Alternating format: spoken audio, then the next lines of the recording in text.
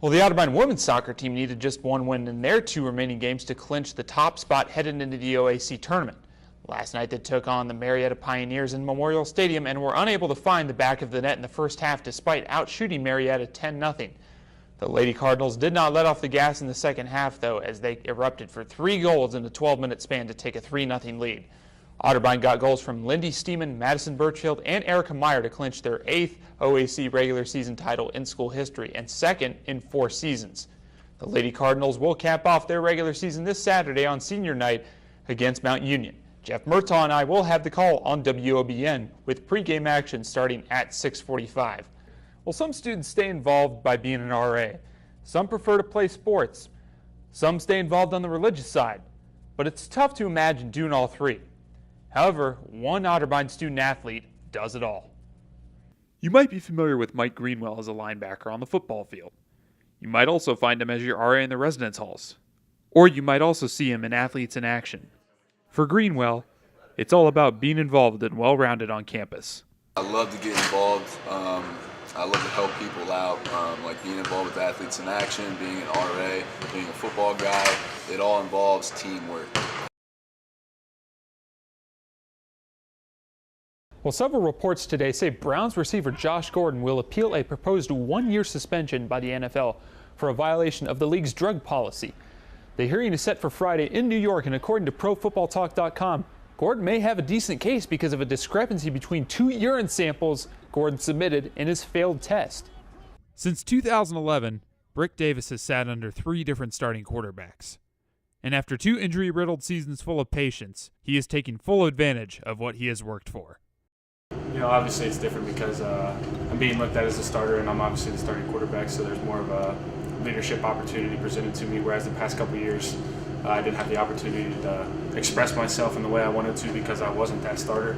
You know, being granted that starting opportunity and given the opportunity by the coaches, it really gave me the opportunity to express my leadership and show the guys and show the coaches that I was capable of doing that. Growing up in Columbus his whole life, the sport of soccer was already in Will Trapp's blood well before he was born. You see, his grandfather Demetrius immigrated to the United States from Greece in 1951 and started Columbus's first ever organized soccer league. It was known as the Multicultural League, with teams representing the ethnic history of countries such as Germany, Italy, and Greece. That year, a lot of Greeks was coming here, young boys, and we kept on. We was in church. They come to church, you know, and we tried to keep them together. And we started playing soccer. For Will, all of that history and pride keeps his grandfather coming to games nonstop to watch his grandson play. Over the course of my childhood, my mom would tell me various things, and he'd come to all my Little League games and stuff like that. And if it's not pouring down rain or anything like that, he's there. Well, it is one of the coolest sports out there, and it has finally arrived at Otterbein. The idea of a hockey team all started when co-captain and co-founder Alex Morrow reunited on campus with his former childhood hockey teammate Adam McHugh. Me and my buddy Adam, we used to play hockey together, and I saw that he transferred in. He was in one of my classes, and we kind of always just joked around like, oh, what if Otterbein had a hockey team? Stuff like that. And then next thing you know, there was like 2 weeks left of school, and we're like, all right, like let's try it. Why not? The worst they can say is no. So we went through the whole process, and it kind of became a reality from there.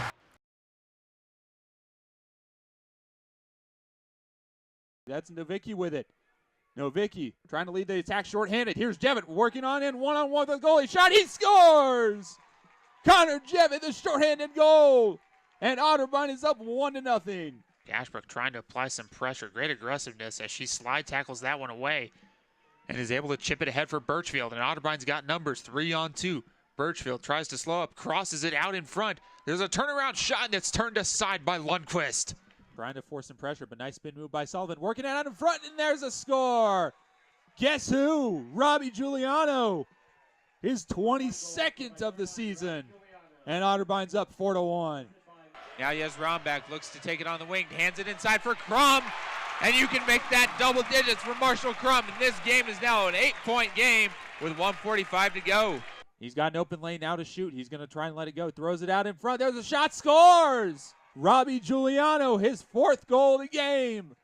After Marcus Willis came out of the box, went on in uncontested, and found Robbie Giuliano camped out in his usual spot near the front of the net. And it's 9-4 Otterbein with 9:21 to go.